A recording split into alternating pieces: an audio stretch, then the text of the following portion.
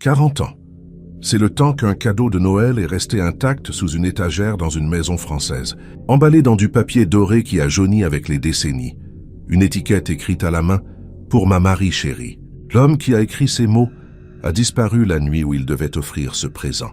24 décembre 1984, 20h30. Jean-Pierre Lefebvre dit à sa femme qu'il va chercher du bois pour la cheminée. Il sort dans le froid glacial. Il ne reviendra jamais. Sa voiture reste dans l'allée. Ses clés pendent encore au porte-manteau. Aucune trace dans la neige fraîche. Les gendarmes concluent à un abandon volontaire. Mais Marie refuse de les croire. Elle garde le cadeau fermé. Une promesse silencieuse. Quand il reviendra, nous l'ouvrirons ensemble. 40 hivers passent. Marie meurt en 2024 sans avoir revu son mari. Ses enfants, aujourd'hui adultes, décident enfin d'ouvrir le paquet. À l'intérieur, ils ne trouvent ni montre ni bijoux. Ils trouvent une lettre, écrite dans l'urgence, froissée et maculée de sang séché. Les premiers mots glaçant leur sang. « Si vous lisez ceci, je suis déjà mort. » La vérité attendait depuis 40 ans, et elle est bien plus sombre que tout ce que la famille avait imaginé. Avant de découvrir ce qui s'est vraiment passé cette nuit-là, dites-nous en commentaire de quelle ville vous nous écoutez. Ça nous touche énormément. Et si vous aimez les histoires vraies qui donnent des frissons, abonnez-vous. Ça nous aide à atteindre les 5000 abonnés. Merci infiniment. Pour comprendre ce qui s'est passé le 24 décembre 1984, il faut revenir quelques heures en arrière. Ce matin-là, Jean-Pierre Lefebvre se lève à 6 heures comme chaque jour. Il embrasse Marie, encore endormie. Il prépare le café. Il regarde par la fenêtre de la cuisine.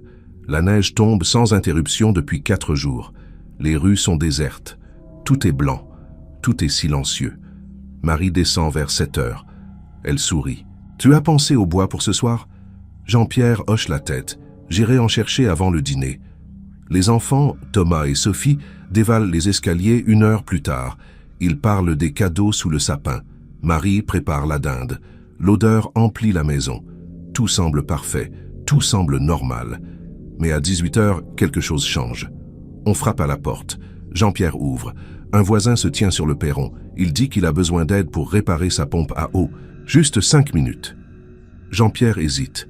Marie lui dit d'y aller. Reviens vite. On mange à 20 heures. Jean-Pierre enfile son manteau. Il sort. Marie le voit disparaître dans la nuit noire. Elle ne sait pas encore qu'elle vient de voir son mari pour la dernière fois. Elle ne sait pas encore que ce voisin qui a frappé à la porte cache un secret terrible. Un secret qui va détruire sa vie. Un secret qui restera enterré pendant 40 ans. Jusqu'à ce qu'une lettre maculée de sang révèle enfin la vérité. 20 heures. Marie met la table dans la salle à manger. Les assiettes en porcelaine blanche. Les verres en cristal hérités de sa mère. Les couverts en argent réservés aux grandes occasions. Elle allume les bougies au centre de la table. Elle vérifie la dinde au four. Tout est prêt. Elle sourit en pensant à la soirée qui commence. Noël en famille. Le moment qu'elle préfère dans l'année. Mais Jean-Pierre n'est toujours pas rentré. Elle regarde l'horloge murale au-dessus de la cheminée. 20h15. Elle fronce légèrement les sourcils. « Papa tarde », dit Thomas en regardant le sapin illuminé dans le coin du salon. Sophie joue avec sa poupée près de la cheminée où crépitent quelques bûches.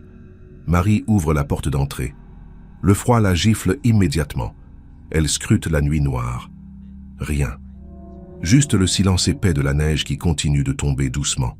Pas un bruit, pas un mouvement. Elle referme la porte. Elle attend dans le couloir. Elle écoute. Peut-être les pas de Jean-Pierre sur le gravier gelé. Mais rien ne vient. Le silence est total. 20h30. Toujours personne. Marie commence à sentir une boule se former dans sa gorge. Ce n'est pas normal. Jean-Pierre est toujours ponctuel. Toujours. Il respecte les horaires comme une horloge. Surtout le soir de Noël. Il sait combien cette soirée compte pour elle. Pour les enfants. Il ne serait jamais en retard sans prévenir. Jamais. Elle enfile son manteau de laine noire. Elle enroule une écharpe autour de son cou. « Restez ici », dit-elle aux enfants d'une voix qu'elle veut rassurante. Mais sa main tremble en tournant la poignée. Elle sort dans la rue déserte. Ses pas crissent sur la neige gelée. Le froid brûle ses joues. Elle marche vers la maison du voisin. La maison de Luc Girard. 200 mètres à peine. Elle connaît le chemin par cœur. Elle passe devant la haie de tuyas qui sépare les deux propriétés. Les fenêtres de la maison de luxe sont éteintes. Toutes, pas une lumière, pas un signe de vie. Elle ralentit. Quelque chose la gêne. Mais elle ne sait pas quoi. Une sensation étrange. Un malaise diffus. Elle secoue la tête. Elle s'approche de la porte. Elle frappe 3 coups secs contre le bois vieilli de la porte d'entrée. Pas de réponse. Elle attend 30 secondes. Elle frappe plus fort. Toujours rien. Elle appelle. « Monsieur Girard, Jean-Pierre est avec vous ?» Sa voix résonne dans le silence de la nuit. Aucune réponse. Aucun bruit à l'intérieur. Elle fait le tour de la maison. Elle essaie de regarder par les fenêtres, mais les volets sont fermés. Tout est fermé. Tout est noir. Tout est muet. Elle retourne devant la porte. Elle hésite à frapper encore, mais elle sent que c'est inutile. Personne ne viendra ouvrir. Elle retourne chez elle plus vite qu'elle n'est venue. Son cœur bat trop fort dans sa poitrine. Ses pensées s'emballent. Où est Jean-Pierre? Pourquoi Luc ne répond pas? Où sont-ils tous les deux? Elle entre dans la maison. Les enfants la regardent avec de grands yeux inquiets. « Alors ?» demande Thomas. Marie secoue la tête. Personne. Elle décroche le téléphone accroché au mur de la cuisine. Elle compose le numéro du garage municipal. Ça sonne dans le vide. Personne ne décroche. Évidemment, c'est Noël, le garage est fermé, tout est fermé. Elle appelle d'autres voisins.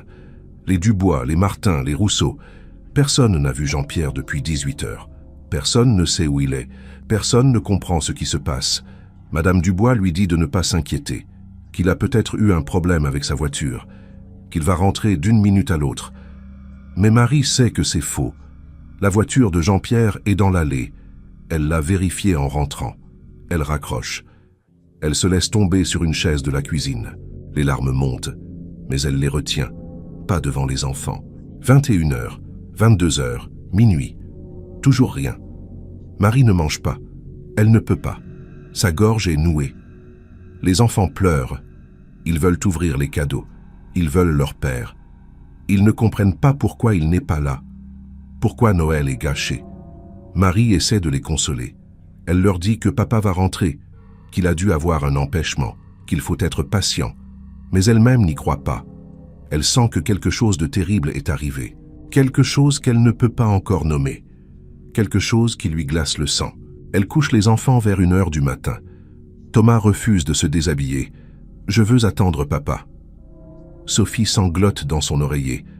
Marie reste assise au bord du lit de sa fille. Elle lui caresse les cheveux jusqu'à ce qu'elle s'endorme enfin. Puis elle descend. Elle s'installe dans le fauteuil du salon. Face à la porte d'entrée, elle fixe la poignée. Elle attend qu'elle tourne. Elle attend que Jean-Pierre entre. Elle attend son sourire gêné, ses excuses, son explication. Mais la porte reste fermée. La poignée ne bouge pas. Les heures passent dans un silence de mort. À l'aube, Marie n'a pas dormi une seule minute. Ses yeux brûlent, sa tête tourne. Mais elle est parfaitement lucide. Jean-Pierre ne rentrera pas. Pas ce matin. Peut-être jamais. Cette pensée la traverse comme une lame. Elle la repousse immédiatement. Non. Il doit y avoir une explication. Un accident. Un malentendu. Quelque chose de logique. Quelque chose qui a du sens. Elle se lève. Elle va dans la cuisine. Elle prépare du café. Ses gestes sont mécaniques. Ses mains tremblent. Elle verse le café dans une tasse. Elle ne le boit pas, elle fixe le liquide noir devenir froid. Le 25 décembre au matin, à 9h précise, Marie décroche le téléphone. Elle compose le numéro de la gendarmerie. Une voix masculine répond. Marie explique la situation d'une voix blanche. Son mari est sorti hier soir chercher du bois. Il n'est jamais revenu. Aucune trace de lui, aucune nouvelle. Le gendarme note les informations. Il dit qu'un brigadier va passer dans la matinée. Marie raccroche. Elle monte réveiller les enfants. Ils ont dormi tout habillés. Leurs visages sont gonflés de larmes séchées. « Papa est rentré ?» demande Sophie en ouvrant les yeux. Marie secoue la tête. « Pas encore. » Le brigadier Moreau arrive vers 10h. C'est un homme d'une 50aine d'années. Grand, moustache grise, regard fatigué. Il pose des questions à Marie dans le salon. « Votre mari avait-il des problèmes récemment? Des dettes? Des disputes ?» Marie secoue la tête avec véhémence. « Non, rien de tout cela. Leur vie était normale. heureuse. Jean-Pierre était un homme bon, stable, aimant. Il n'avait aucune raison de partir. Le brigadier note tout dans un petit carnet. Son stylo gratte le papier. Il demande si Jean-Pierre avait des habitudes particulières, des endroits où il allait souvent. Marie répond que non. Son mari travaillait, rentrait, s'occupait de la famille. C'était tout. Le brigadier Moreau inspecte la maison méthodiquement. Il ouvre les placards de la chambre. Les vêtements de Jean-Pierre sont tous là. Ses costumes, ses chemises, ses chaussures. Il vérifie la salle de bain. Le rasoir est sur l'étagère. La brosse à dents dans le verre. Il descend à la cave, rien ne manque. Il remonte. Il regarde dans le grenier, rien d'anormal. Il redescend dans le salon. Il regarde Marie. Où sont ses papiers d'identité? Son portefeuille? Marie montre la commode dans l'entrée. Le brigadier ouvre le tiroir. Le portefeuille de Jean-Pierre est là. Carte d'identité, permis de conduire, 300 francs en liquide. Tout est là. Le brigadier sort de la maison. Marie le suit. Il examine les abords de la maison. Il cherche des traces dans la neige. Il fait le tour complet du jardin. Il s'arrête près de l'allée. La voiture de Jean-Pierre est garée exactement là où il l'a laissée hier après-midi. Le brigadier ouvre la portière. Les clés ne sont pas sur le contact. Il retourne dans la maison. Les clés de la voiture? Marie montre le porte-manteau dans l'entrée. Les clés pendent à un crochet. Le brigadier les prend. Il les examine. Il les repose. Il sort son carnet. Il note encore quelque chose. Son visage est fermé, impossible à lire. Il revient dans le salon. Il s'assoit en face de Marie. Il prend une grande inspiration. « Madame Lefebvre, je dois vous poser une question difficile. » Marie le regarde sans comprendre. « Oui ?» Le brigadier hésite. Puis il dit d'une voix douce mais ferme. « Est-il possible que votre mari soit parti de son plein gré ?» Le monde de Marie s'effondre d'un coup. Elle ouvre la bouche. Aucun son ne sort. Puis elle trouve sa voix. Une voix tremblante de colère. « Non, jamais. Jean-Pierre ne ferait jamais ça. Jamais. » Le brigadier hoche la tête lentement, mais son regard dit autre chose. Il a déjà décidé. « Je comprends que c'est difficile à accepter, » dit-il d'un ton qu'il veut compatissant. « Mais nous devons envisager toutes les hypothèses. Votre mari est parti sans prendre sa voiture, sans prendre d'argent, sans laisser de traces dans la neige. C'est le comportement de quelqu'un qui ne veut pas être suivi, qui veut disparaître. » Marie se lève d'un bond. « Vous vous trompez, mon mari n'a pas disparu volontairement, quelque chose lui est arrivé. Il faut le chercher, il faut faire quelque chose. » Le brigadier se lève aussi. Il range son carnet. « Nous allons ouvrir une enquête, madame. Nous allons interroger le voisinage. Mais je dois être honnête avec vous. Dans ce genre de situation, il ne finit pas sa phrase. Mais Marie comprend parfaitement. Il pense que Jean-Pierre a abandonné sa famille, qu'il a une maîtresse quelque part, qu'il a refait sa vie ailleurs. Cette idée est tellement absurde que Marie voudrait rire, mais elle ne peut pas. Elle ne peut que fixer cet homme qui ne croit pas un mot de ce qu'elle dit. Le brigadier se dirige vers la porte. « Nous vous tiendrons informés. » Il sort. Marie reste plantée au milieu du salon. Les enfants la regardent depuis l'escalier. « Maman ?» Marie ne répond pas.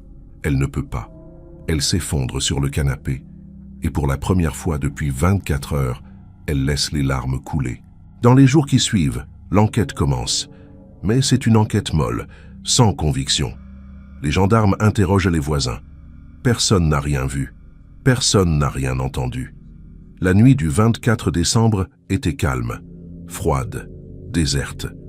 Tout le monde était chez soi, devant son sapin, avec sa famille. Personne ne faisait attention à ce qui se passait dehors. Luc Girard est interrogé le 27 décembre. Il reçoit les gendarmes dans sa cuisine sale. Il dit que Jean-Pierre n'est jamais venu chez lui ce soir-là. « Je me suis trompé, » dit-il en haussant les épaules. « Je pensais l'avoir appelé le 23 pour ma pompe, pas le 24. Je suis désolé de la confusion. » Les gendarmes notent sa déposition. Ils ne creusent pas. Luc Girard est connu dans le village. Un homme étrange, c'est vrai, solitaire, peu bavard, mais pas dangereux. Il vit seul depuis la mort de ses parents il y a 10 ans. Il travaille ses terres. Il ne parle à personne. Il ne fait de mal à personne. Pourquoi soupçonner un homme qui n'a même pas vu Jean-Pierre ce soir-là? Les gendarmes passent à autre chose. Ils vérifient les comptes bancaires de Jean-Pierre. Aucun mouvement depuis le 23 décembre. Ils vérifient les gares dans un rayon de 100 km. Personne correspondant à sa description n'a acheté de billets. Ils vérifient les hôpitaux. Aucun John Doe admis. Rien. Jean-Pierre Lefebvre s'est volatilisé. 3 semaines après la disparition, le dossier est classé. Disparition volontaire, affaire close. Un gendarme vient l'annoncer à Marie un matin de janvier glacial. Elle est dans sa cuisine. Elle prépare le petit déjeuner des enfants. Le gendarme se tient dans l'encadrement de la porte.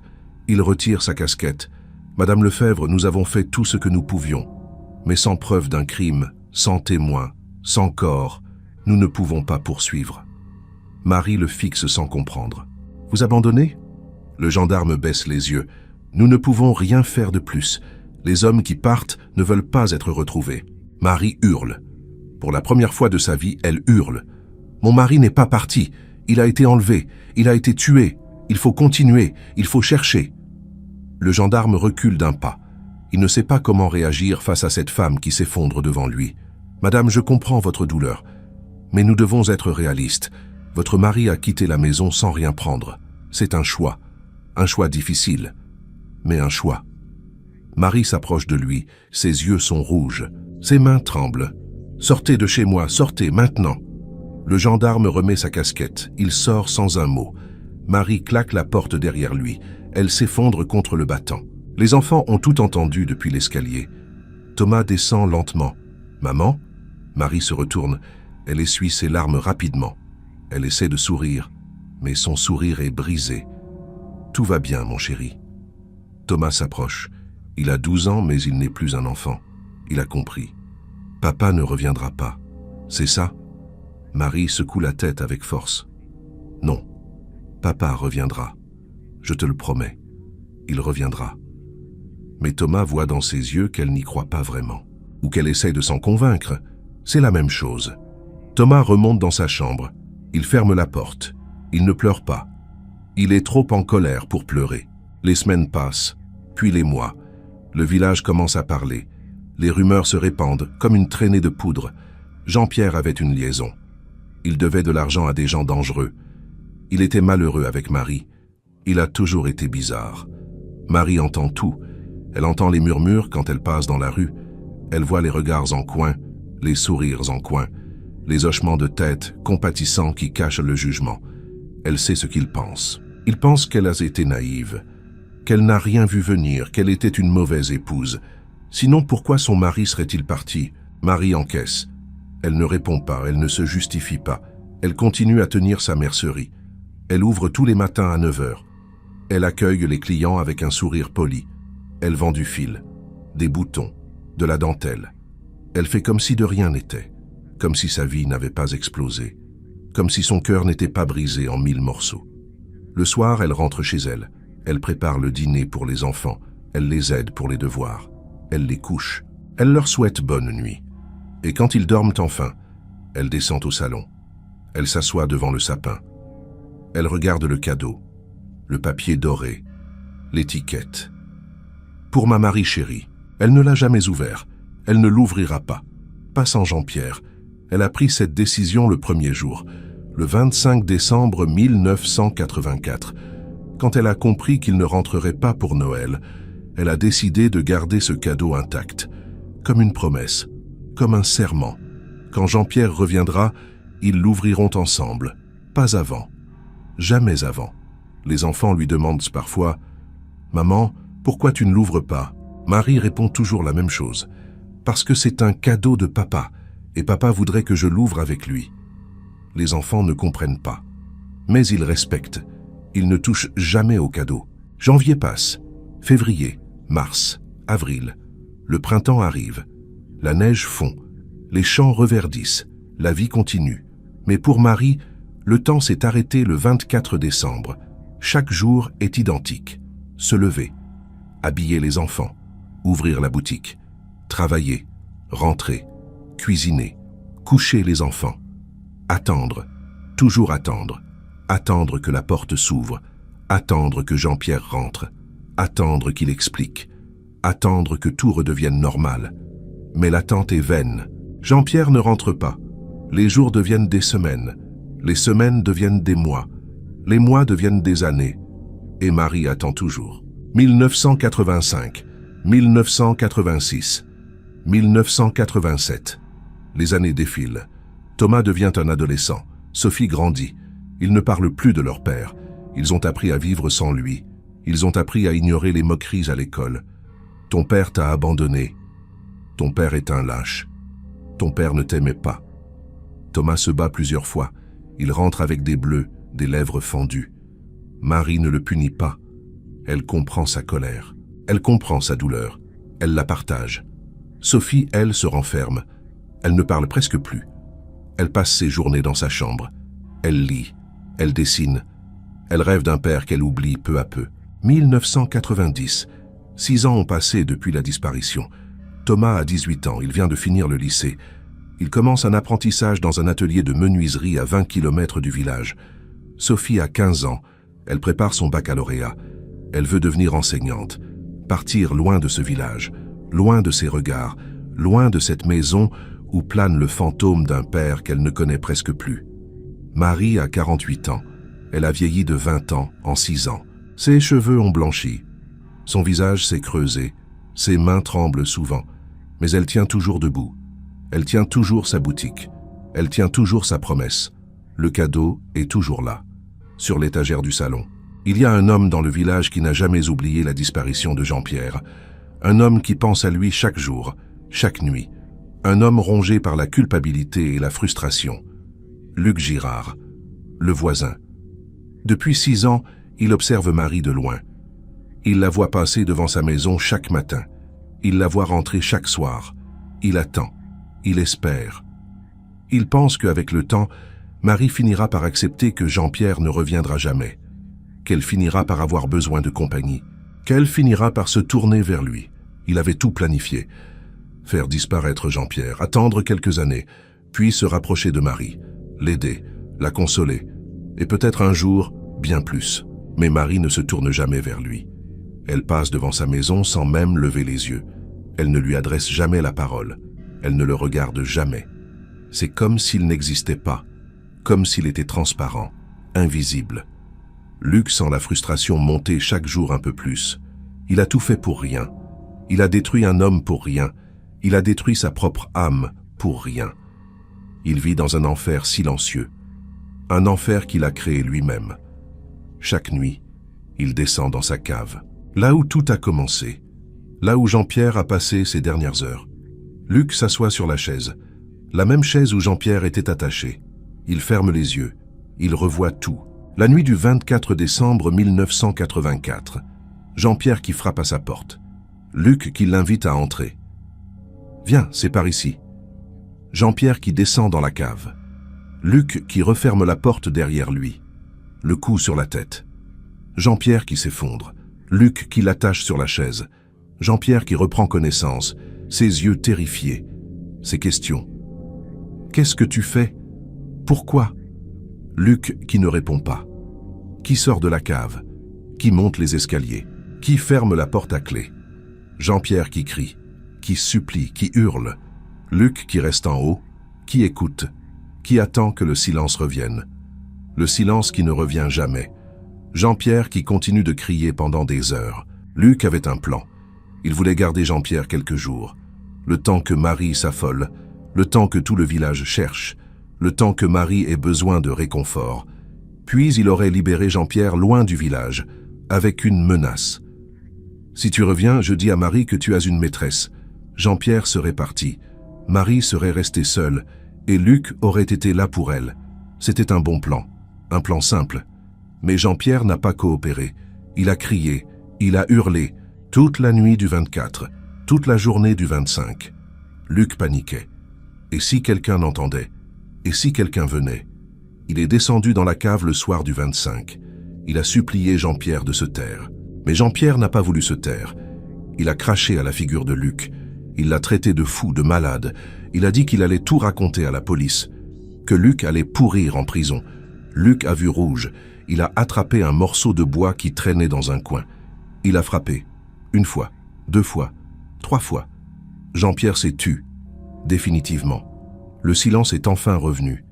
Mais c'était le mauvais silence. Le silence de la mort. Luc a regardé le corps inerte de Jean-Pierre. Le sang qui coulait de sa tête. Il a compris ce qu'il venait de faire. Il a compris qu'il n'y avait plus de retour en arrière. Il était devenu un meurtrier. Pour rien.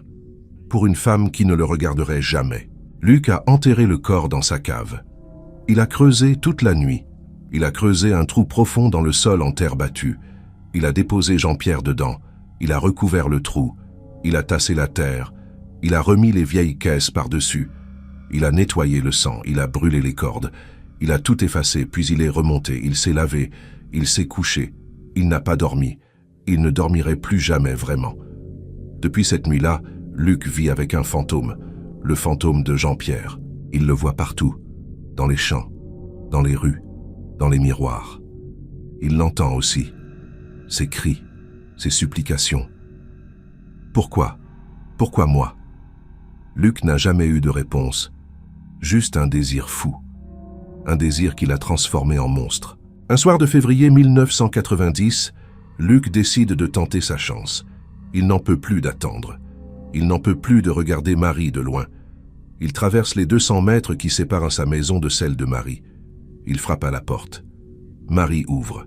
Elle porte un tablier couvert de farine. Elle cuisinait. Elle le regarde avec surprise.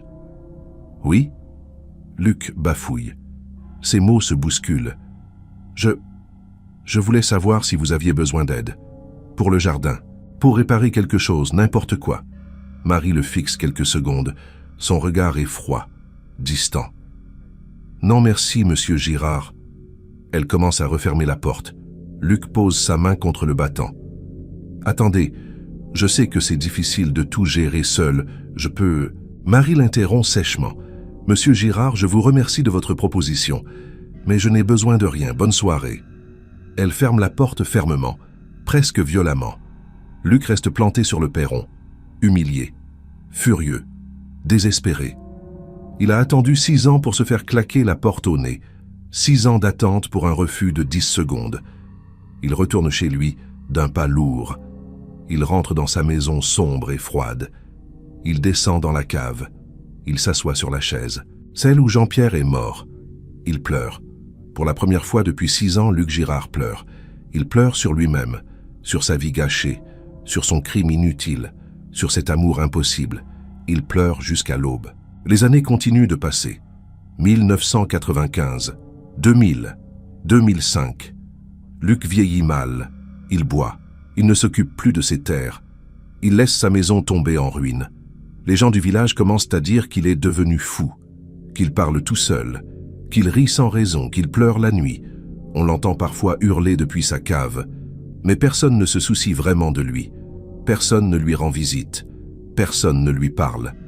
Luc est devenu un paria, un fantôme vivant, exactement comme Jean-Pierre. 2 fantômes dans le même village, l'un sous terre, l'autre au-dessus, mais tous les 2 prisonniers de la même nuit, la nuit de Noël 1984, la nuit qui a tout détruit. 2010. 26 ans ont passé depuis la disparition. Thomas a 40 ans, il s'est marié, il a 2 enfants.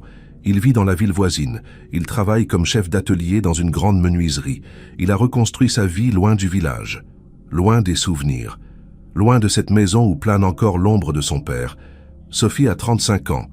Elle est devenue enseignante comme elle le voulait.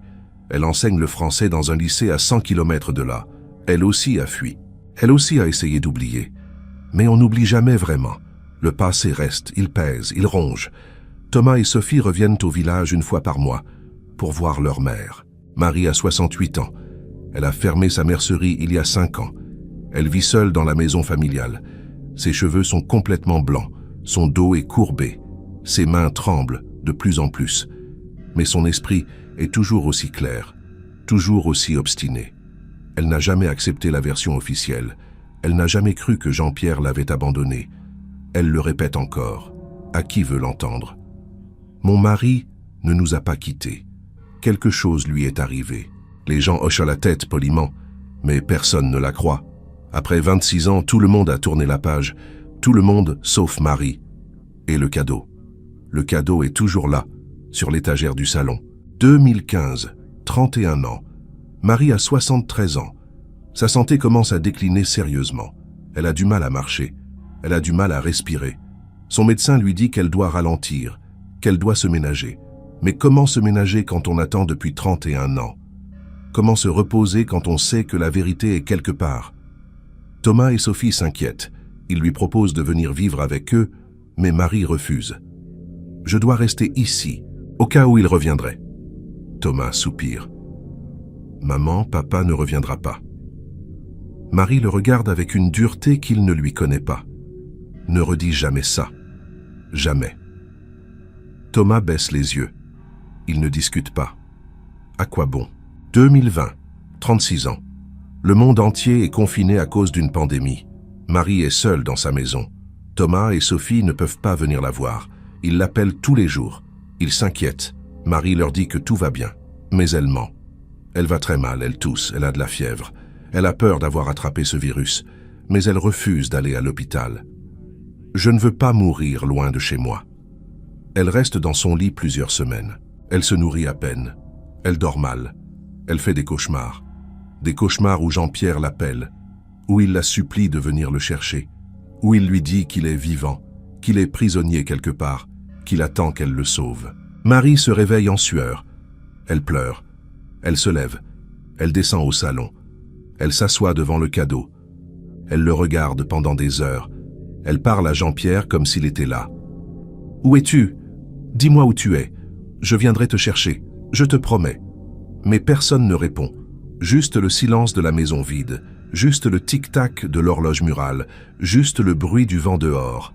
Marie finit par se rendormir sur le canapé, recroquevillée, épuisée, brisée. Le lendemain, Thomas arrive. Il a enfreint le confinement. Il ne pouvait plus attendre. Il trouve sa mère endormie au salon. Il la réveille doucement. Marie ouvre les yeux. Elle sourit faiblement. « Tu es venu. » Thomas aide sa mère à remonter dans sa chambre. Il la couche. Il lui apporte à manger. Il reste avec elle plusieurs jours. Il parle. De tout. De rien. De Jean-Pierre aussi. Marie raconte encore une fois. L'histoire de cette nuit. L'histoire de cette disparition. L'histoire de cette attente qui n'en finit pas. Thomas écoute. Il connaît l'histoire par cœur. Mais il écoute quand même. Parce qu'il sait que sa mère a besoin de la raconter. Qu'elle a besoin de croire que quelqu'un croit encore. Même si ce n'est pas vrai. Même s'il a abandonné l'espoir depuis longtemps.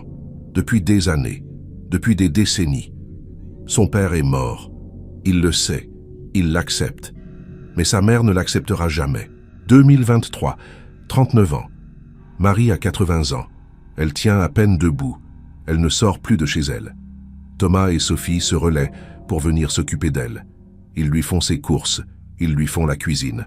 Ils la lavent. Ils la couchent. Marie ne se plaint jamais. Elle remercie ses enfants. Elle leur dit qu'elle les aime. Mais elle répète toujours la même chose. Quand je serai partie, ouvrez le cadeau. Thomas fronce les sourcils. « Maman, pourquoi tu ne l'ouvres pas toi-même » Marie secoue la tête. « Je ne peux pas, je lui ai promis. Mais vous, vous pourrez. Peut-être qu'il y a quelque chose à l'intérieur. Une réponse, une explication, quelque chose. » Sophie prend la main de sa mère. « D'accord, maman. On le fera. » Janvier 2024. 40 ans jour pour jour depuis la disparition. Marie est hospitalisée. Un cancer du poumon. Les médecins sont très clairs. Il ne reste que quelques semaines. Peut-être quelques jours. Thomas et Sophie sont à son chevet jour et nuit. Ils lui tiennent la main. Ils lui parlent. Ils lui lisent des livres. Marie sourit faiblement. Elle est lucide. Elle sait qu'elle va mourir. Elle le voit dans les yeux de ses enfants, dans les regards des médecins, dans le silence qui s'installe quand elle pose des questions. Elle n'a plus peur, elle est juste triste. Triste de partir sans savoir. Triste de partir sans avoir eu de réponse. Triste de partir en ayant échoué à retrouver Jean-Pierre. Un soir, Marie demande à voir Thomas seul. Sophie sort de la chambre. Thomas s'assoit au bord du lit. Il prend la main de sa mère. Marie le regarde dans les yeux. « Thomas, je sais que tu ne me crois pas. Je sais que tu penses que ton père nous a abandonnés. » Thomas ouvre la bouche pour protester, mais Marie lève une main tremblante. « Laisse-moi finir. Je ne t'en veux pas. C'est normal. 40 ans, c'est long. Trop long. Mais moi, je sais qu'il ne nous a pas quittés. Je l'ai toujours su. Je le sens ici. » Elle pose sa main sur son cœur. « Il ne m'aurait jamais fait ça, jamais. » Thomas sent les larmes monter. « Je sais, maman. Je te crois. » Marie sourit. Elle sait qu'il ment. Mais elle apprécie le mensonge. Elle ferme les yeux. Le cadeau. N'oublie pas. Ouvre-le quand je serai parti. Thomas hoche la tête. Je te le promets. Marie serre sa main plus fort. Il y a peut-être une lettre. Peut-être qu'il a écrit quelque chose avant de... Sa voix se brise. Thomas se penche. Il embrasse le front de sa mère. On ouvrira le cadeau et on saura. Marie hoche la tête. Apaisée. Elle se rendort quelques minutes plus tard. Thomas reste assis à côté d'elle. Il regarde sa mère respirer difficilement. Il pense à ce cadeau. Ce fichu cadeau qui a hanté toute leur vie. Ce paquet doré qui symbolise l'attente, l'espoir, le refus d'accepter. Le 15 janvier 2024, à 5 heures du matin, Marie Lefebvre s'éteint. Thomas et Sophie sont là. Ils tiennent chacun une main de leur mère. Marie ouvre les yeux une dernière fois. Elle murmure quelque chose. Thomas se penche. « Qu'est-ce que tu dis, maman ?» Marie répète, plus fort. « Je l'ai toujours aimé. » Puis, elle ferme les yeux. Son souffle s'arrête. Le moniteur bip. Les infirmières entrent. Mais Thomas et Sophie ne bougent pas. Ils restent assis. Ils pleurent en silence. Leur mère est partie. Après 40 ans d'attente, 40 ans de fidélité, 40 ans de douleur, elle est enfin en paix. Peut-être qu'elle a retrouvé Jean-Pierre, quelque part, dans un endroit où les réponses existent enfin. Les funérailles ont lieu 3 jours plus tard, le 18 janvier. Tout le village est présent, ou presque. Les gens défilent devant le cercueil. Ils présentent leurs condoléances à Thomas et Sophie. Ils parlent de Marie avec respect. C'était une femme courageuse, une femme forte, une femme fidèle. Certains ajoutent à voix basse, trop fidèle peut-être. Thomas et Sophie entendent, mais ils ne réagissent pas. Ils savent ce que les gens pensent. Que leur mère a gâché sa vie à attendre un homme qui ne reviendrait jamais. Peut-être qu'ils ont raison, peut-être pas. Ça n'a plus d'importance maintenant. Marie est partie. L'histoire est terminée. Ou presque. Après l'enterrement, Thomas et Sophie retournent à la maison familiale. Ils doivent trier les affaires de leur mère. Décider quoi garder, quoi jeter, quoi donner. C'est un travail difficile. Chaque objet porte un souvenir. Chaque photo raconte une histoire. Ils passent la journée à faire des cartons. Le soir tombe. Ils sont épuisés. Ils s'assoient au salon. Thomas regarde l'étagère. Le cadeau est là. Toujours intact. Toujours intouchable. Sauf que maintenant, leur mère n'est plus là pour le protéger. Thomas se lève. Il prend le paquet délicatement. Il le pose sur la table basse. Sophie le regarde. « Tu vas l'ouvrir » Thomas hoche la tête. « Maman nous l'a demandé. » Sophie s'approche. Elle s'assoit à côté de son frère. « D'accord, faisons-le ensemble. » Thomas commence à déchirer le papier doré. Lentement, avec précaution. Le papier est si vieux qu'il se désintègre presque sous ses doigts. Il tombe en morceaux. En dessous, il y a une boîte en carton. Une boîte à chaussures de marque Bata. Thomas soulève le couvercle. À l'intérieur, il n'y a pas de montre, pas de bracelet, pas de parfum. Il y a une lettre, une feuille de papier blanc pliée en 4, froissée, tachée. Thomas la prend. Il la déplie avec des mains tremblantes. L'encre est bleue. L'écriture est celle de son père. Il reconnaît immédiatement. Il a vu cette écriture sur de vieilles cartes postales, sur des listes de courses, sur des notes laissées sur le frigo. C'est bien l'écriture de Jean-Pierre Lefebvre. Mais il y a autre chose, des taches sombres, marron, séchées, incrustées dans le papier, du sang. Thomas sent son cœur s'arrêter. Sophie se lève d'un bond. Elle regarde par-dessus l'épaule de son frère. C'est quoi ces taches? Thomas ne répond pas. Il lit. Les premiers mots le glacent jusqu'aux os. Si vous lisez ceci, je suis déjà mort. Le silence tombe dans le salon. Un silence lourd, écrasant. Thomas continue à lire, à voix haute cette fois, pour que Sophie entende aussi. Marie, mon amour, pardonne-moi de ne pas être rentré ce soir. Pardonne-moi de t'avoir laissé seule avec les enfants. Ce n'était pas mon choix. On m'a attiré ici par la ruse. On m'a enfermé dans une cave. On me retient prisonnier. J'ai essayé de crier. J'ai essayé de me libérer. Mais je suis attaché sur une chaise. Thomas s'arrête. Sa voix tremble. Sophie a les mains sur la bouche.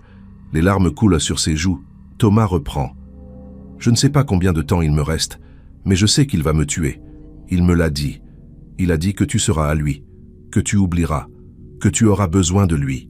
Il est fou, Marie, complètement fou. Je ne comprends pas pourquoi il fait ça. Je ne lui ai jamais rien fait. Mais il dit qu'il t'aime, qu'il t'a toujours aimé, qu'il me déteste parce que je t'ai épousée. Marie, je t'aime. Dis aux enfants que je les aime. Dis-leur que je n'ai jamais voulu partir. Dis-leur que papa les aimait plus que tout au monde. Dis-leur... » La lettre s'arrête brusquement. Les derniers mots sont griffonnés, à peine lisibles, maculés de sang. Thomas laisse tomber la lettre sur la table. Ses mains tremblent tellement qu'il ne peut plus la tenir. Ses jambes ne le portent plus. Il s'effondre sur le canapé. Sa respiration est saccadée. Sophie ramasse la feuille avec précaution. Elle la relit. 1 fois, 2 fois, 3 fois. Comme si les mots allaient changer, comme si elle avait mal lu. Mais non, les mots restent les mêmes. Terribles, définitifs. Il ne nous a pas abandonnés. Sa voix est un murmure étranglé. Mon Dieu, Thomas, il ne nous a pas abandonnés. Maman avait raison depuis le début. Thomas relève la tête. Ses yeux sont rouges, injectés de sang. Quelqu'un l'a tué. Quelqu'un l'a enfermé. Quelqu'un l'a assassiné et nous a regardé grandir en sachant ce qu'il avait fait. Sophie serre la lettre contre sa poitrine. Elle sanglote. 40 ans de colère refoulée explosent d'un coup. 40 ans à croire que son père les avait abandonnés. 40 ans à lui en vouloir, à le détester parfois, à avoir honte de porter son nom. Et maintenant cette vérité insoutenable. Leur père n'était pas un lâche. Leur père était une victime qui avait essayé de les prévenir, qui avait écrit cette lettre dans l'urgence, qui avait utilisé ses dernières forces pour leur dire la vérité, pour dire à leur mère qu'il l'aimait, pour les protéger même dans la mort. Sophie se laisse tomber sur le sol. Elle pleure comme elle n'a jamais pleuré. Thomas la rejoint. Il la prend dans ses bras, il reste là, par terre, enlacé, brisé. Après un long moment, Thomas se ressaisit. Il se lève, il essuie ses yeux, il prend son téléphone. Ses doigts tremblent en composant le numéro. La gendarmerie répond. Gendarmerie nationale, j'écoute. Thomas essaie de parler. Sa voix se casse. Il tousse. Il reprend. J'ai besoin de signaler un meurtre. Silence à l'autre bout. Pardon, monsieur. Thomas inspire profondément. Mon père a été assassiné il y a 40 ans. Je viens de trouver la preuve. Une lettre. Écrite par lui avant sa mort. Le gendarme hésite. Votre nom? Thomas donne son identité. Il explique rapidement. La disparition de Jean-Pierre en 1984. Le dossier classé. La lettre retrouvée aujourd'hui. Le gendarme note tout. Un inspecteur viendra demain matin. Ne touchez à rien. Thomas raccroche. Il regarde Sophie. Ils viennent demain. Sophie hoche la tête. Elle se relève difficilement. Elle reprend la lettre. Elle la relit encore. Il dit « il ». C'est un homme. Il dit qu'il voulait que maman soit à lui. Thomas fait les 100 pas dans le salon. Son cerveau tourne à toute vitesse. Quelqu'un qui connaissait papa. Quelqu'un qui connaissait maman. Quelqu'un du village. Sophie réfléchit. Quelqu'un qui est peut-être encore en vie. Cette pensée les glace. Le meurtrier de leur père vit peut-être encore. Quelque part. Peut-être même dans ce village. Peut-être même à quelques mètres d'ici. Thomas sent la rage monter. Qui a pu faire ça? Sophie secoue la tête. Je ne sais pas. Mais la police va enquêter. Ils vont rouvrir le dossier. Ils vont trouver. La nuit est longue. Très longue. Thomas et Sophie ne dorment pas. Ils restent au salon, assis l'un à côté de l'autre. Ils regardent la lettre posée sur la table. Ils pensent à leur père. Ils repensent à leur enfance. Au Noël sans lui. Aux anniversaires sans lui. Aux diplômes obtenus sans lui. Au mariage célébré sans lui. Aux petits-enfants qu'il n'a jamais connus. Toute une vie volée. Par qui? Pourquoi? Les questions tournent en boucle. Sans réponse. Pas encore. Thomas se lève à un moment. Il va dans la cuisine. Il revient avec 2 verres et une bouteille de whisky. Ils serrent. Ils boivent en silence. L'alcool brûle. Mais ça fait du bien. Ça engourdit un peu la douleur. Un peu seulement. Le lendemain matin, à 9 heures précises, on frappe à la porte. Thomas ouvre. 2 personnes se tiennent sur le perron. Une femme d'une 40aine d'années, cheveux courts, regard intelligent, et un homme plus jeune, Trentaine, costume gris. La femme tend sa carte. Capitaine Dubois, brigade criminelle. Voici le lieutenant Mercier. Thomas les fait entrer. Ils s'installent au salon. La capitaine Dubois regarde la lettre posée sur la table. C'est celle-ci? Thomas acquiesce. Oui, nous l'avons trouvée hier soir, dans un cadeau de Noël que notre mère avait gardé intact pendant 40 ans. La capitaine enfile des gants. Elle prend la lettre délicatement. Elle la lit. Son visage reste impassible, mais ses yeux trahissent sa surprise. Elle lève la tête. Vous confirmez que c'est l'écriture de votre père? Thomas et Sophie hochent la tête ensemble. Oui, on est certain. La capitaine glisse la lettre dans un sachet plastique transparent. Nous allons l'analyser, les taches de sang aussi. On va comparer l'ADN avec le vôtre si vous acceptez de faire un prélèvement. Thomas accepte immédiatement. Tout ce que vous voulez. Il faut retrouver qui a fait ça. La capitaine sort un carnet. Racontez-moi tout depuis le début. Thomas et Sophie racontent. La soirée du 24 décembre 1984. Le voisin qui vient chercher leur père. Jean-Pierre qui ne rentre jamais. L'enquête bâclée. Le dossier classé. Les 40 ans d'attente de leur mère. La mort de Marie il y a 3 jours. La découverte de la lettre hier soir. La capitaine note tout méticuleusement. Vous avez dit qu'un voisin est venu chercher votre père ce soir-là? Thomas hoche la tête. Oui, pour un problème de pompe à eau. Mais quand la gendarmerie l'a interrogé à l'époque, il a dit que papa n'était jamais venu. Qu'il s'était trompé de jour. La capitaine lève les yeux de son carnet. Vous vous souvenez du nom de ce voisin? Thomas hésite. Il cherche dans sa mémoire. C'était il y a 40 ans. Il était enfant. Mais le nom lui revient soudainement. Girard. Luc Girard. Il habitait à 200 mètres d'ici. La capitaine note. Il habite toujours ici? Thomas et Sophie échangent un regard. On ne sait pas. On ne vit plus au village depuis des années, mais je pense que oui. Sa maison est toujours là. La capitaine se lève. On va vérifier. Le lieutenant Mercier prend la parole pour la première fois. D'après la lettre, votre père mentionne une cave. Il dit qu'il est enfermé dans une cave, attaché sur une chaise. Sophie acquiesce. Oui, c'est ce qu'il écrit. Le lieutenant continue. Si le meurtrier l'a gardé prisonnier dans une cave, il y a de fortes chances que cette cave soit proche de chez vous. Votre père est sorti à pied ce soir-là. Il n'a pas pris sa voiture. Donc la cave doit être dans un rayon de quelques centaines de mètres maximum. Thomas se redresse. La maison de Luc Girard a une cave. Une grande cave, je m'en souviens. On y est allé une fois quand j'étais petit, avec papa, pour aider Luc à déplacer des meubles. La capitaine et le lieutenant échangent un regard. Intéressant. La capitaine range son carnet. Nous allons interroger monsieur Girard. Nous allons aussi demander l'autorisation de fouiller sa propriété. Thomas se lève. Je veux venir. La capitaine secoue la tête. Non, monsieur, c'est une enquête officielle. Vous ne pouvez pas être présent. Thomas insiste. C'est mon père. J'ai le droit de savoir. La capitaine pose une main sur son épaule. Je comprends votre douleur, mais vous devez nous laisser faire notre travail. Si monsieur Girard est impliqué, nous le découvrirons. Je vous le promets. Thomas serre les poings, mais il accepte. Il n'a pas le choix. La capitaine et le lieutenant sortent. Thomas et Sophie restent seuls. L'attente commence. Une nouvelle attente. Mais cette fois, il y a de l'espoir. L'espoir d'enfin savoir. L'espoir d'enfin comprendre. L'espoir d'enfin obtenir justice. 1 heure plus tard, la capitaine Dubois et le lieutenant Mercier se garent devant la maison de Luc Girard.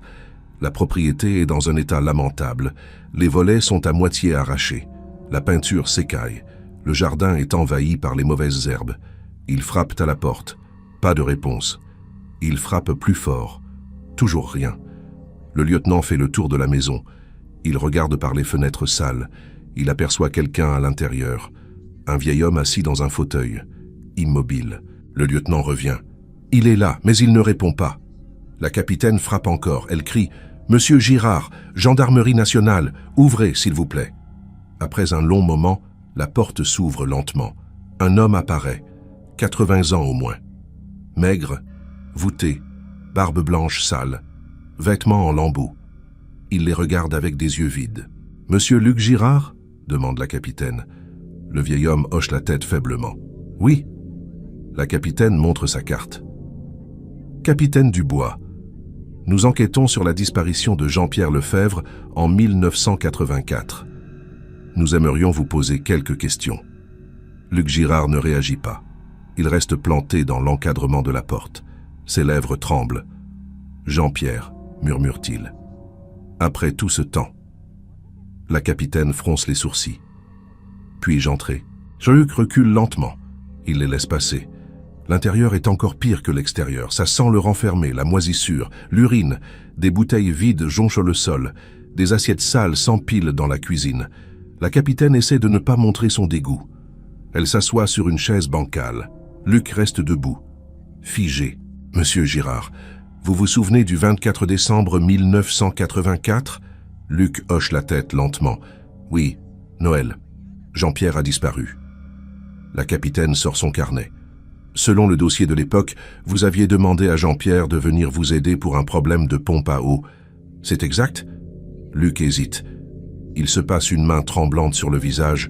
« Je m'étais trompé de jour. Il n'est jamais venu. » La capitaine le fixe intensément. « Vous en êtes sûr ?» Luc évite son regard. « Oui. Enfin, je ne sais plus. C'était il y a si longtemps. » La capitaine se lève. « Monsieur Girard, nous avons trouvé une lettre. Une lettre écrite par Jean-Pierre Lefebvre avant sa mort. » Luc pâlit brusquement. Ses jambes flanchent. Il se rattrape au mur. « Une lettre ?» Sa voix n'est plus qu'un souffle. La capitaine s'approche de lui. « Oui, une lettre où il dit avoir été enfermé dans une cave, attaché sur une chaise, par quelqu'un qui voulait sa femme. » Luc ferme les yeux. Les larmes coulent sur ses joues creuses. Il tremble de tout son corps. « Je ne voulais pas le tuer. » La capitaine sent son cœur s'accélérer. « Que venez-vous de dire ?» Luc ouvre les yeux. Il regarde la capitaine avec un mélange de soulagement et de désespoir. « Je ne voulais pas le tuer. Je voulais juste qu'il disparaisse quelques jours pour que Marie ait besoin de moi. Mais il a crié. Il a hurlé. J'ai paniqué. J'ai frappé. Et puis il s'est tu. » Le silence tombe dans la pièce. Un silence écrasant. 40 ans de secrets viennent de voler en éclats. En quelques mots, la capitaine fait signe au lieutenant. Celui-ci s'approche de Luc. « Monsieur Luc Girard, vous êtes en état d'arrestation pour le meurtre de Jean-Pierre Lefebvre. » Il sort ses menottes. Luc ne résiste pas. Il tend ses poignets. Les menottes se referment avec un cliquetis métallique. Luc pleure. « Je suis désolé. Tellement désolé. J'ai tout gâché. Pour rien. Elle ne m'a jamais regardé. Jamais. J'ai tué un homme pour rien. » La capitaine demande. « Où est le corps ?» Luc hoche la tête vers le sol. « En bas, dans la cave, enterré sous la terre. Je n'ai jamais pu m'y résoudre à le déplacer. Il est resté là, pendant 40 ans, juste sous mes pieds. » Le lieutenant blêmit. La capitaine garde son calme. « Montrez-nous. » Luc les conduit à une porte au fond de la cuisine. Une porte en bois vermoulu. Il l'ouvre. Un escalier descend dans l'obscurité. Une odeur de terre humide monte. Le lieutenant allume sa lampe torche.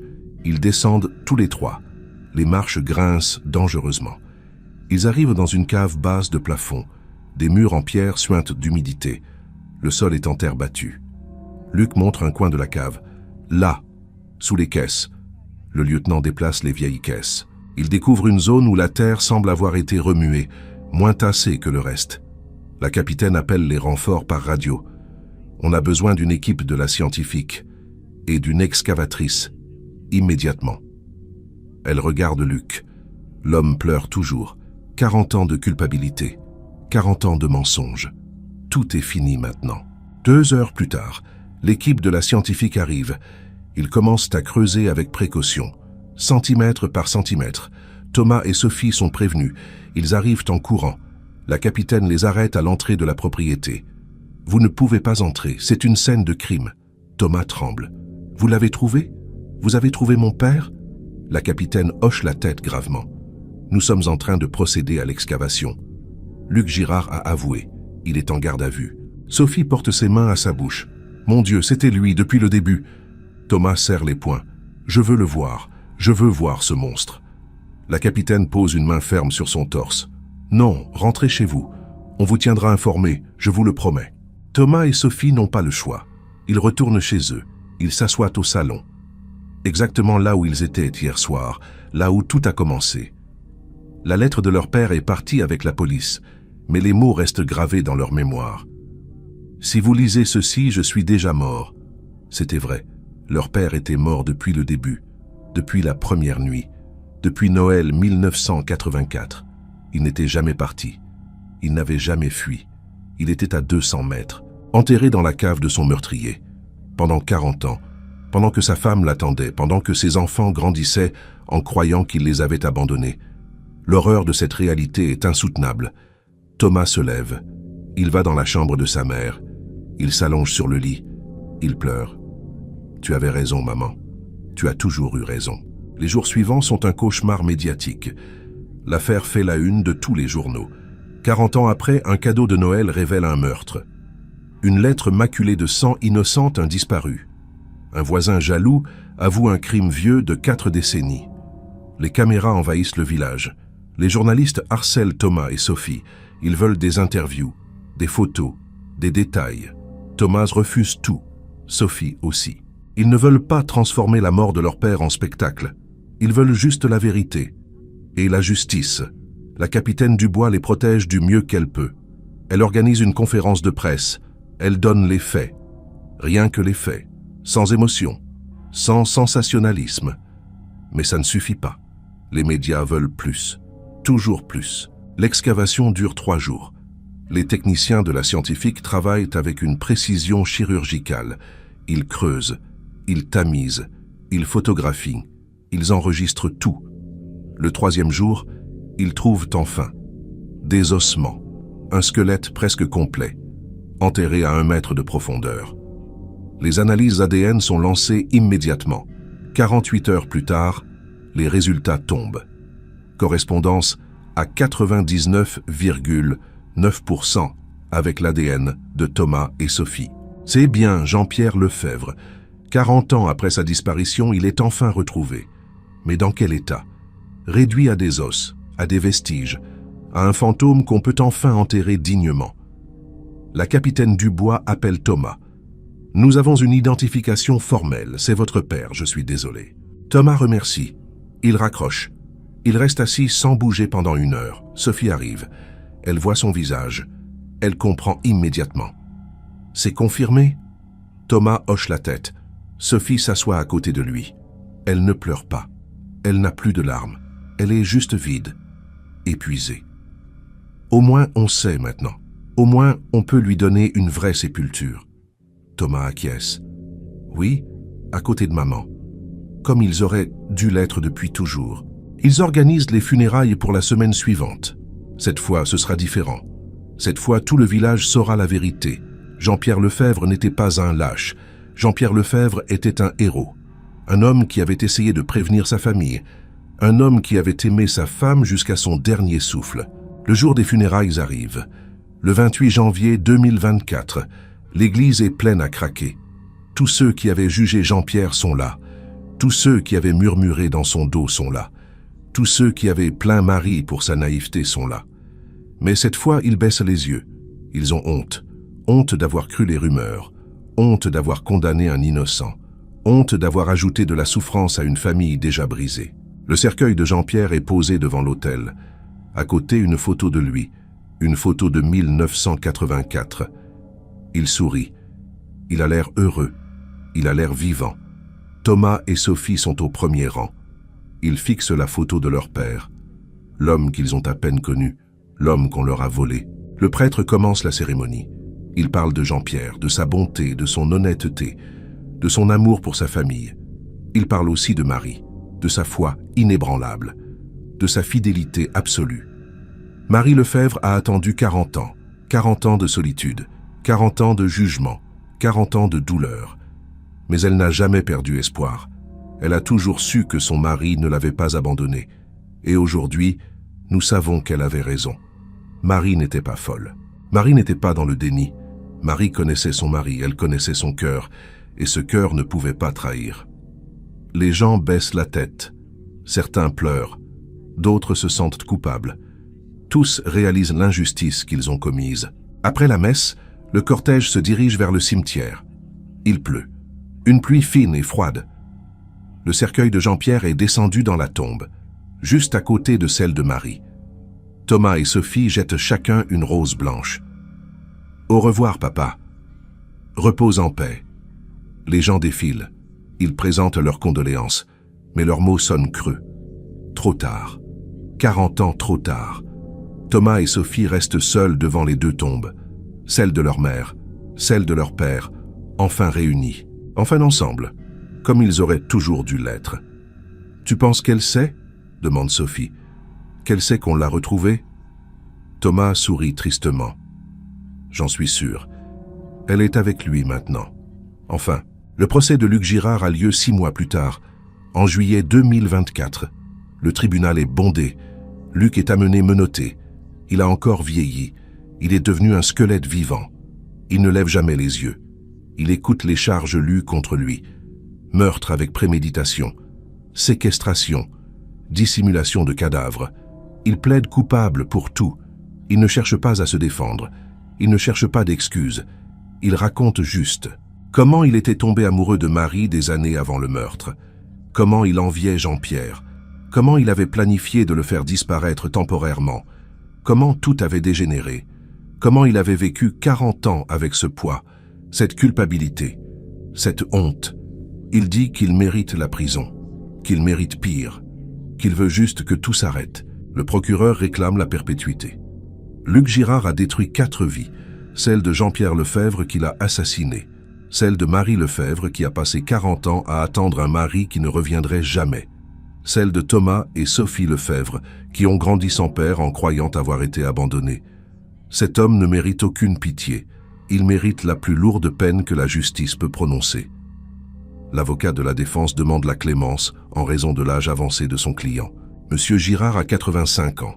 Il a avoué spontanément. Il a collaboré avec la justice. Il a montré des remords sincères. Une peine perpétuelle à son âge équivaut à une condamnation à mort. Mais personne dans la salle n'est convaincu. Les remords ne ramèneront pas Jean-Pierre. Les aveux ne répareront pas 40 ans de souffrance. Thomas est appelé à témoigner. Il monte à la barre. Il regarde Luc Girard droit dans les yeux. Pour la première fois, Luc lève la tête. Leurs regards se croisent. « Vous avez détruit ma famille », dit Thomas d'une voix calme mais chargée de haine. « Vous avez tué mon père. Vous avez brisé ma mère. Vous avez volé mon enfance. Vous avez volé celle de ma sœur. Et pourquoi? Parce que vous vouliez une femme qui ne vous aimait pas. Vous êtes pathétique. Vous êtes un lâche. Et vous allez pourrir en prison. C'est tout ce que vous méritez. » Luc baisse de nouveau les yeux. Il murmure « Je sais, je suis désolé. » Mais Thomas ne veut pas de ses excuses. Vos excuses ne valent rien. Vous êtes désolé parce que vous avez été pris. Vous êtes désolé parce que vous allez payer. Mais pendant 40 ans, vous n'étiez pas désolé. Pendant 40 ans, vous avez regardé ma mère souffrir et vous n'avez rien dit. Sophie témoigne à son tour. Elle parle de son enfance sans père, des moqueries à l'école, de la honte qu'elle ressentait. « J'ai passé ma vie à croire que mon père ne m'aimait pas, que je n'étais pas assez bien pour qu'il reste. J'ai développé des problèmes d'estime de moi, des problèmes d'attachement. J'ai eu du mal à faire confiance aux hommes. Tout ça à cause de vous, à cause de votre crime, à cause de votre silence. Ma mère est morte en croyant que personne ne la croyait. Elle est morte seule, brisée. Et vous, vous étiez là, à 200 mètres. Vous saviez tout, et vous n'avez rien dit. » Sophie s'effondre en larmes. Thomas vient la chercher. Il retourne s'asseoir. Le juge lève la séance. Le délibéré aura lieu le lendemain. Le lendemain, la salle est de nouveau pleine. Le juge entre. Tout le monde se lève, le juge s'assoit. « Veuillez faire entrer l'accusé. » Luc Girard est amené. Il se tient debout, voûté. Le juge lit le verdict. « Luc Girard, vous avez été reconnu coupable de meurtre avec préméditation, séquestration et dissimulation de cadavres. La Cour vous condamne à la réclusion criminelle à perpétuité avec une période de sûreté de 20 ans. » Luc ne réagit pas. Il savait. Il accepte. Les gardes l'emmènent. Il jette un dernier regard à Thomas et Sophie. Un regard qui demande pardon, mais ils détournent les yeux. Ils ne lui pardonneront jamais. Ils ne peuvent pas. Luc disparaît derrière les portes du tribunal. C'est la dernière fois que Thomas et Sophie le voient. Il mourra en prison 3 ans plus tard, sans avoir revu la lumière du jour. Après le procès, Thomas et Sophie retournent au village. Ils doivent vider définitivement la maison familiale. Décider quoi en faire. La vendre probablement. Trop de souvenirs douloureux. Ils passent une dernière fois dans chaque pièce. La chambre de leurs parents. Leurs anciennes chambres d'enfants. Le salon où le cadeau était resté 40 ans. La cuisine où leur mère préparait les repas en attendant le retour de leur père. Chaque coin de cette maison porte l'empreinte de la tragédie. Ils descendent au salon une dernière fois. Thomas regarde l'étagère vide. L'étagère où trônait le cadeau pendant 40 ans. Maman avait raison de le garder, dit-il doucement. Si elle l'avait ouvert plus tôt, on aurait su. Papa aurait eu justice plus tôt. Sophie réfléchit. Mais maman ne pouvait pas. Elle avait promis. Elle a tenu sa promesse jusqu'au bout. Ils sortent de la maison. Ils ferment la porte à clé. Ils montent dans leur voiture. Ils jettent un dernier regard à la maison de leur enfance et à la maison de Luc Girard juste à côté. Cette maison maudite, cette maison où leur père est mort, cette maison qui a abrité un secret terrible pendant 40 ans. La maison de Luc a été saisie par la justice. Elle sera démolie. Plus personne ne voudra jamais y vivre. Elle restera dans la mémoire collective comme le symbole de l'horreur. Du mal ordinaire, de la jalousie qui tue. Thomas démarre. Ils quittent le village. Pour la dernière fois, ils ne reviendront plus. Trop de douleurs, trop de souvenirs. Ils ont obtenu ce qu'ils voulaient. La vérité, la justice. Maintenant, ils doivent essayer de vivre. Essayer de tourner la page. Essayer de guérir. Quelques mois plus tard, Thomas reçoit un appel de la capitaine Dubois. « Monsieur Lefebvre, j'ai quelque chose pour vous. » Thomas fronce les sourcils. « Quoi donc ?» La capitaine explique. « Nous avons trouvé autre chose dans la cave de Luc Girard, cachée derrière une pierre descellée, une boîte métallique.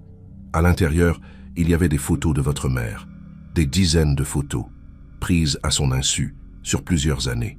Luc Girard était obsédé, complètement obsédé. Thomas sent la nausée monter.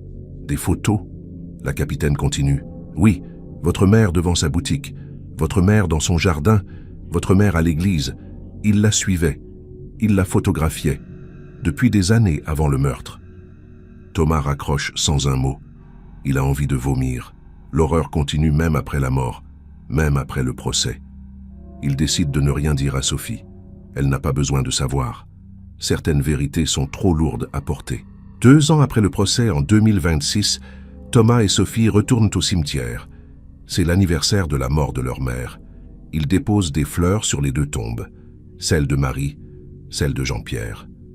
Ils restent silencieux un long moment. Puis Sophie parle. « Tu crois qu'ils sont ensemble maintenant, quelque part ?» Thomas sourit. « J'aime le croire. Maman a attendu 40 ans. Elle mérite de l'avoir retrouvée. » Sophie hoche la tête. Elle l'a toujours aimé. Même quand tout le monde lui disait de passer à autre chose, même quand tout le monde la prenait pour une folle, elle savait. Thomas pose sa main sur la pierre tombale de sa mère. Elle savait, et elle avait raison. Ils restent encore un peu, puis ils partent, main dans la main, frères et sœurs, unis par la tragédie, mais vivants, et déterminés à honorer la mémoire de leurs parents en vivant pleinement. L'histoire fait le tour de la France, puis de l'Europe. Elle devient un symbole. Le symbole de la fidélité, de l'amour qui ne meurt jamais, de la vérité qui finit toujours par éclater. On écrit des articles, des livres, des documentaires. On parle de l'affaire du cadeau de Noël, de cette femme qui a attendu 40 ans, de cette lettre maculée de sang qui a tout révélé. Certains trouvent l'histoire romantique, d'autres la trouvent tragique. Tous s'accordent sur une chose. Marie Lefebvre était une femme extraordinaire. Une femme qui a cru en son mari envers et contre tous. Une femme qui a eu raison, jusqu'au bout. Thomas et Sophie refusent toutes les interviews. Ils veulent juste la paix. Ils veulent que leurs parents reposent en paix. Loin des projecteurs, loin du sensationnalisme. Juste ensemble. Enfin. Le 24 décembre 2026, 42 ans jour pour jour après la disparition de Jean-Pierre Lefebvre, Thomas et Sophie se retrouvent devant le cimetière de Saint-Rémy-sur-Loire. Ils ont apporté 2 couronnes de fleurs blanches. Ils franchissent les grilles. Ils marchent lentement dans les allées. Ils arrivent devant les deux tombes côte à côte. Sur celle de Marie, il est écrit « Marie Lefebvre, née Dumont, 1942-2024, épouse fidèle, mère aimante. » Elle n'a jamais cessé d'espérer. Sur celle de Jean-Pierre, Jean-Pierre Lefebvre, 1942-1984, épouse aimant, père dévoué, enfin retrouvé. Thomas dépose sa couronne.